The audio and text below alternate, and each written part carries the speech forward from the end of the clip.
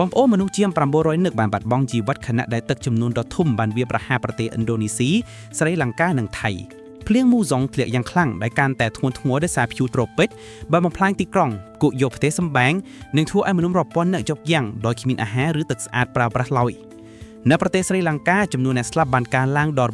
334នាក់ដែលធ្វើឲ្យព្រឹត្តិការណ៍នេះក្លាយជាគ្រោះមហន្តរាយដ៏អាក្រក់បំផុតរបស់ប្រទេសចាប់តាំងពីគ្រោះរញ្ជួយដីស៊ូណាមិឆ្នាំ2004មក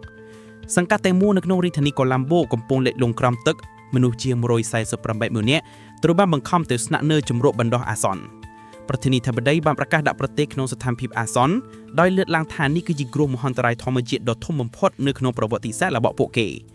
នៅប្រទេសឥណ្ឌូនេស៊ីមនុស្សជាង442នាក់ត្រូវបានបញ្ជាក់ថាស្លាប់និងជាង400នាក់ទៀតកំពុងបាត់បង់តំបន់ជាច្រើននៅកោះស៊ូម៉ាត្រាមិនអាចចូលទៅដល់បានទេ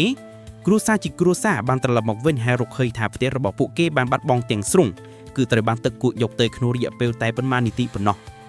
ប្រជាជនកំពុងជួបការលំបាកក្នុងការស្វែងរកអាហារទឹកនិងថ្នាំពេទ្យខណៈដែលក្រុមសង្គ្រោះកំពុងព្យាយាមអស់ពីលទ្ធភាពដើម្បីដឹកជញ្ជូនជំនួយចូលទៅ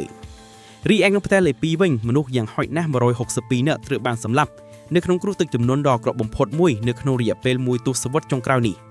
រដ្ឋាភិបាលកំពុងផ្ដល់ជំនួយបន្តែមនុស្សជាច្រើននិយាយថាជំនួយមកដល់យឺតយ៉ាវពេកអ្នកជំនាញព្រមានថាបំរែបំរួលអាកាសធាតុកំពុងធ្វើឲ្យព្យុះត្រូពិចកាន់តែធ្ងន់ធ្ងរនិងទឹកជំនន់កាន់តែគ្រោះថ្នាក់ជាងពេលណាទាំងអស់ពេលនេះគ្រួសាររាប់ពាន់បានបាត់បង់អីវ៉ៃគ្រប់យ៉ាងទាំងផ្ទះសម្បែងមុខរបរនិងមនុស្សជាទីស្រឡាញ់អ្វីដែលយើងអាចធ្វើបានគឺចូលរួមបួងសួងដល់ប្រទេសស្រីលង្កាឥណ្ឌូនេស៊ីរួមទាំងប្រទេសដែលកំពុងតែជួបនឹងគ្រោះទឹកជំនន់ជាច្រើនទៀតឲ្យពួកគេបានធូរស្រាយពីគ្រោះធម្មជាតិមួយនេះហើយសង្ឃឹមថានឹងរកឃើញអ្នករស់រានមានជីវិតបន្ថែមទៀត